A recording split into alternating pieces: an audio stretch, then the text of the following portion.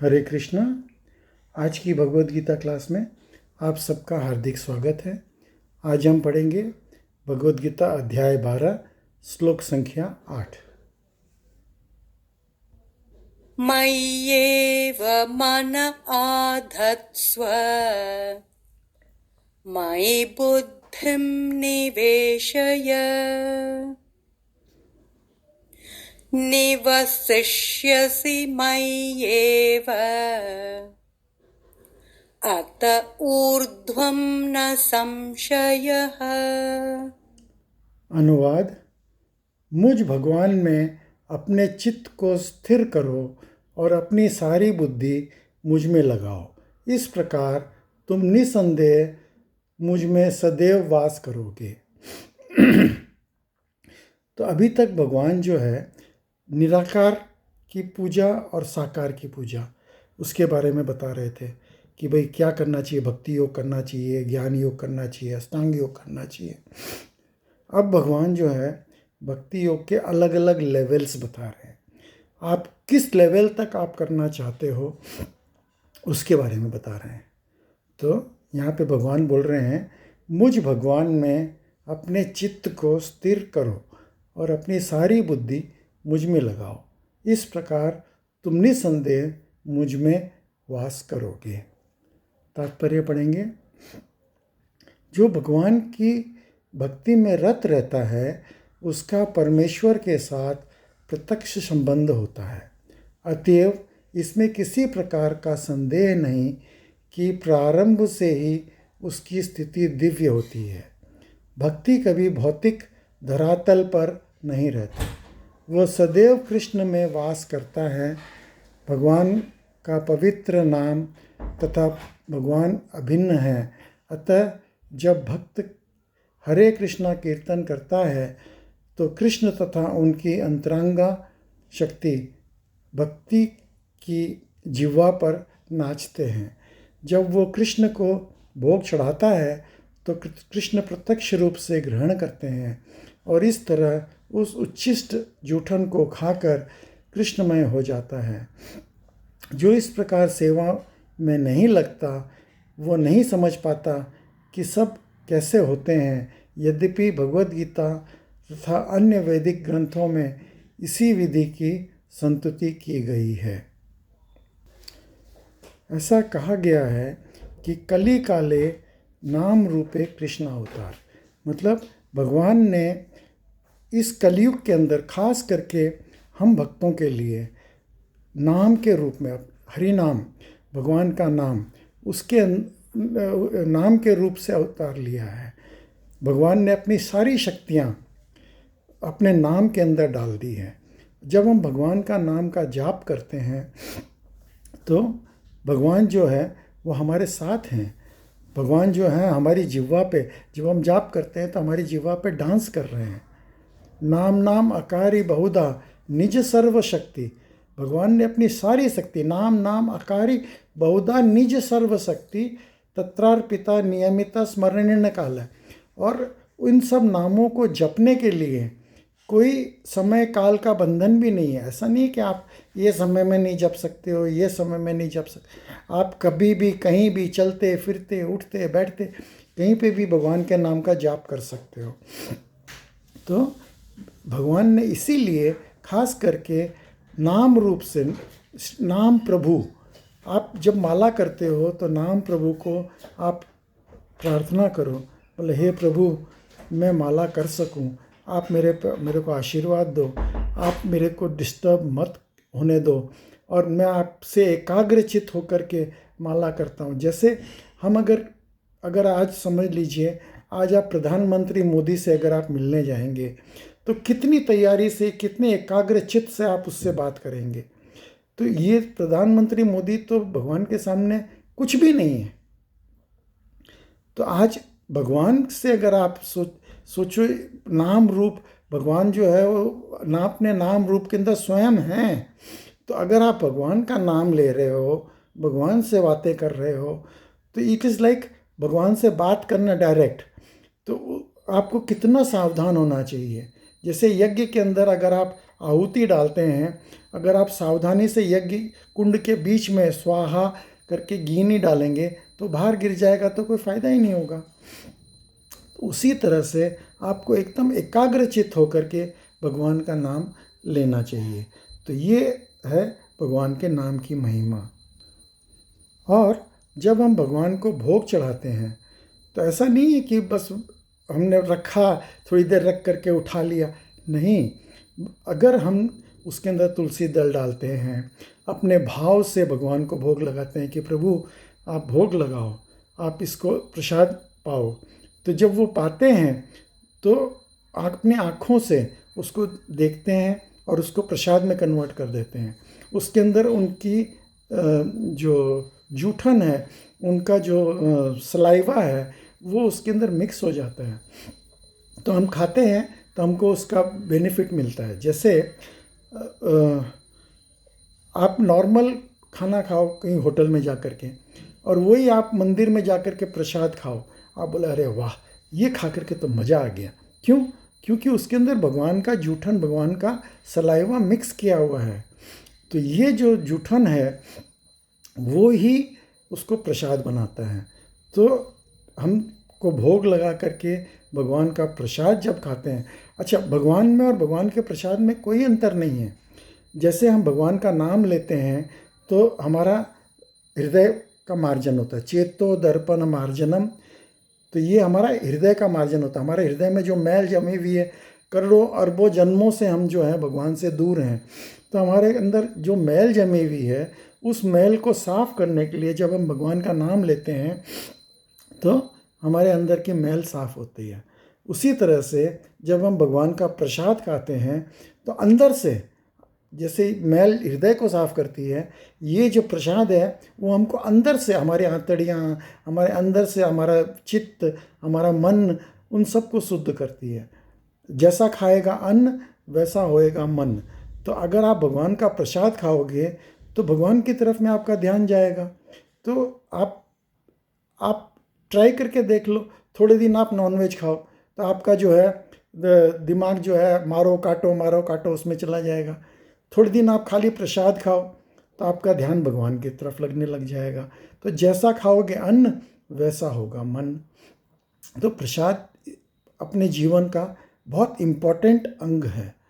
तो जैसे ABCD होता है, तो C का मतलब चैंटिंग, भगवान के नाम का जाप करना, और D का मतलब डाइट, भगवान का प्रसाद खाना।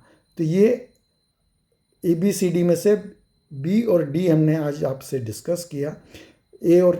A का मतलब होता है एसोसिएशन, भक्तों का संग। अगर हम भक्तों के संग में रहेंगे, जैसे अगर 5 लकड़ियाँ एक साथ में रख करके आप तोड़ो तो तोड़ नहीं पाओगे, एक सिंगल लकड़ी होगी, आप टूट जाओगे। इसीलिए जब आप भक्तों के संग में रहोगे तो आप मजबूत रहोगे। माया जो है वो भगवान की शक्ति है, उसको कोई नहीं हरा सकता। लेकिन जब आप भक्तों के संग में रहोगे तो आप माया को भी आप जीत सकते हो। भगवान की मेहर, भगवान की ताकत से, भक्तों के संग से आप उसको जीत सकते हो। और बी का मतलब होता है बुक्स। बुक्स का मतलब किताबें। प्रभुपाद जी ने हमारे लिए बुक्स दी है, किताब, इतनी मेहनत करके इतनी ग्रंथ लिखे हैं हमारे लिए। कोई अपने खुद के लिए थोड़ी लिखे हैं, हमारे लिए लिख के गए हैं ताकि हम उसको पढ़ करके हम उसका फ़ायदा ले सकें। तो ABCD, एसोसिएशन, बुक्स, चैंटिंग और डाइट, ये 4 अंग से भक्ति हो सकती है। यही तरीका है। अगला श्लोक पढ़ेंगे। समाधातुं न शक्नोषि मयि स्थिरम् अभ्यासयोगेन ततो मामिच्छाप्तुं धनंजय। अनुवाद। हे अर्जुन, हे धनंजय, यदि तुम अपने चित्त को अविरल भाव से मुझ पर स्थिर नहीं कर सकते तो तुम भक्ति योग के विधि विधानों का पालन करो। इस प्रकार तुम मुझे प्राप्त करने की चाह उत्पन्न करो। तो भगवान बोलते हैं कि भाई अगर तुम अपने आप को मेरे ऊपर स्थिर नहीं कर सकते हो तो भक्ति योग के सहारे लो, उसका पालन करो और धीरे धीरे मेरे से प्रेम बढ़ाओ।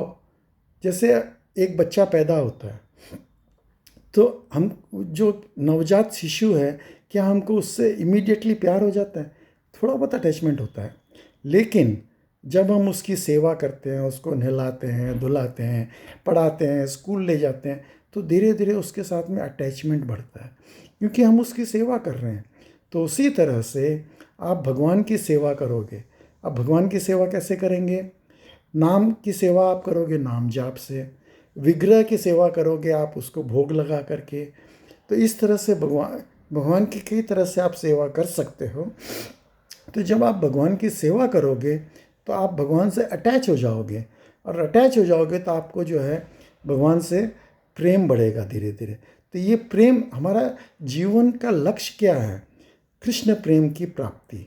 और कृष्ण प्रेम की प्राप्ति होगी भगवान का एसोसिएशन लेने से। भगवान से हम ज़्यादा से ज़्यादा, जितना ज़्यादा उनके निकट जाएंगे, उनकी सेवा करेंगे, उनके नज़दीक रहेंगे, हमको उतना ही ज़्यादा उनसे प्रेम होगा। तात्पर्य पढ़ेंगे। इस श्लोक में भक्ति योग की दो पृथक पृथक विधियां बताई गई है। पहली विधि उस व्यक्ति पर लागू होती है जिसने दिव्य प्रेम द्वारा भगवान कृष्ण के प्रति वास्तविक आसक्ति उत्पन्न कर ली है। अभी कुछ लोग होते हैं जिनको स्पॉन्टेनियस प्रेम हो जाता है भगवान से, मतलब स्वाभाविक ही। अब जैसे यशोदा मैया है, उनको कोई बोलता है भाई आपका लाला भगवान है, लट पागल कहीं का, वो मेरा बेटा है। तो वो लोग मानते नहीं हैं। ग्वाल बाल जो भगवान के सखा हैं, बोला वो भगवान, अरे काय का भगवान, उसके बाप के पास 4 गाय ज़्यादा होगी तो बड़ा आदमी हो गया क्या? तो इस तरह से बात करते हैं वो लोग, लेकिन वो बहुत प्रेम करते हैं भगवान से, अपनी जान देने को तैयार हैं। तो ये जो है, ये इसको बोलते हैं स्पॉन्टेनियस लव। तो ये जो है, ये बहुत कम लोगों में मिलता है। हम लोग इस लेवल पे अभी तक नहीं हैं। तो हमको क्या करना चाहिए? हमको वेदी भक्ति में जाना चाहिए। दूसरी विधि है, उसके लिए आगे पढ़ेंगे। दूसरी विधि है जिसके लिए है, जिसने इस प्रकार से भगवान कृष्ण के प्रति आसक्ति नहीं उत्पन्न की। इस द्वितीय श्रेणी के लिए नाना प्रकार के विधि विधान हैं, जिसका पालन करके मनुष्य अत्यंत कृष्ण आसक्ति अवस्था को प्राप्त कर सकता है। तो हम विधि विधान का पालन करके करते जाएंगे धीरे धीरे, करत करत अभ्यास हमको भगवान मिल जाएंगे। जैसे आपने गांव में देखा होगा, औरतें जो है वो कुएं में से पानी खींचती है घड़े से, रस्सी से, और वो जो रस्सी जिसके ऊपर चलती है वो लकड़ी की होती है, और जिसके ऊपर वो घड़ा रखती है वो पत्थर का होता है। तो लकड़ी जो है वो रस्सी से, जब रस्सी खींची जाती है तो उस पर लाइन पड़ जाती है, और जब वो घड़ा को पत्थर के ऊपर रखती है कुएं के पाल के ऊपर, तो वहाँ पे घड़ा का निशान पड़ जाता है। जबकि पत्थर कड़क होता है और घड़ा नरम होता है, फिर भी वो घड़े का निशान पड़ जाता है। और लकड़ी सख्त होती है और रस्सी नरम होती है, फिर भी लकड़ी के ऊपर निशान पड़ जाती है। तो करत करत अभ्यास, जब हम अभ्यास करते रहेंगे तो हमको भगवान से प्रेम हो जाएगा। आगे पढ़ेंगे। भक्ति योग इंद्रियों की संस्कार है। संसार में इस समय सारी इंद्रियां सदा अशुद्ध है, क्योंकि वे इंद्रिय तृप्ति में लगी हुई है। लेकिन भक्ति योग के अभ्यास से ये इंद्रियां शुद्ध की जा सकती है, और शुद्ध हो जाने पर वे परमेश्वर के सीधे संपर्क में आ जाती है। इस संसार में रहते हुए मैं किसी अन्य स्वामी की सेवा में रत हो सकता हूँ, लेकिन मैं सचमुच अपनी प्रेमपूर्ण सेवा नहीं करता। मैं केवल धन के लिए सेवा करता हूँ, और वो स्वामी भी मुझे प्रेम नहीं करता। वो मुझे सेवा करवाता है और मुझे धन देता है। अतएव प्रेम का प्रश्न ही नहीं उठता। लेकिन आध्यात्मिक जीवन के लिए मनुष्य को प्रेम की शुद्ध अवस्था तक ऊपर उठना होता है। ये प्रेम अवस्था इन्हीं इंद्रियों द्वारा भक्ति से, अभ्यास से प्राप्त की जा सकती है। अब इस भौतिक संसार के अंदर प्रेम नाम की कोई चीज़ नहीं है, वो खाली वासना है। हम किसी को बोलते हैं भाई हम तेरे से काम करवा रहे हैं, तुमसे बहुत प्रेम है, पैसा दे रहे हैं, नहीं, वो तुम उससे पैसा दे के उसकी सर्विसेज खरीद रहे हो और वो अपनी सर्विसेज बेच रहा है अपने पैसे ले करके। प्रेम नाम की कोई चीज़ नहीं है। ये प्रेम हल्का सा झलक, असली प्रेम जो भगवान का जो प्रेम है उसकी असली झलक थोड़ी सी माँ और बच्चे में मिलती है। माँ अपने बच्चे को कैसे प्रेम करती है, वो शुद्ध प्रेम की थोड़ी झलक है। लेकिन भगवान जो है वो हमको अनन्य प्रेम करते हैं। हम किसी भी योनि में चले जाएं, हम कहीं भी चले जाएं, भगवान हमेशा हमारे साथ रहते हैं। हमारे जैसे हम आत्मा हैं और भगवान परमात्मा, ये हमने ऑलरेडी दूसरे अध्याय में आत्मा और परमात्मा के बारे में डिस्कस किया है। तो आत्मा और परमात्मा की तरह हमारे साथ में रहते हैं। एक बार एक भक्त ने कंप्लेन करी, बोले प्रभु मैं समुद्र के तट पे चल रहा था तो मेरे को 4 कदम के निशान दिख रहे थे, 2 मेरे थे 2 आपके थे। बीच में मैं बहुत बीमार पड़ा तो वहाँ पे 2 कदम गायब हो गए, खाली 2 ही रह गए, तो आपने मेरा साथ छोड़ दिया क्या प्रभु? तो भगवान बोलते, बोले अरे नहीं पगले, तू इतना बीमार था कि तू चल ही नहीं पा रहा था, तो मैंने तुझे अपने गोद में उठा रखा था। तो जो 2 कदम तुम देख रहे हो वो मेरे हैं, तुम्हारे नहीं हैं। आगे पढ़ेंगे। ये ईश्वर प्रेम अभी प्रत्येक हृदय में सुप्त अवस्था में है। यहाँ पर ये ईश्वर अनेकों रूप से प्रकट होते हैं, लेकिन भौतिक संगति को दूर हो जाता है। अतएव इस भौतिक संगति से हृदय को विमल बनाना होता है और उस सुप्त स्वाभाविक कृष्ण प्रेम को जागृत करना होता है। यही भक्ति योग की पूर्व विधि है। भक्ति योग की विधि विधानों का अभ्यास करने के लिए मनुष्य को किसी सर्वज्ञ गुरु के मार्गदर्शन में कतिपय नियमों का पालन करना होता है तथा ब्रह्म मुहूर्त में जागना, स्नान करना, मंदिर में जाना तथा प्रार्थना करना एवं हरे कृष्ण कीर्तन, फिर अर्च विग्रह पर चढ़ाने के लिए फूल चुनना, अर्च विग्रह को भोग चढ़ाने के लिए भोजन बनाना, प्रसाद ग्रहण करना आदि ऐसे अनेक विधि विधान हैं जिसका पालन आवश्यक है। मनुष्य को शुद्ध भक्ति के नियमारूप में भगवद गीता के श्रीमद् भागवत सुनना चाहिए।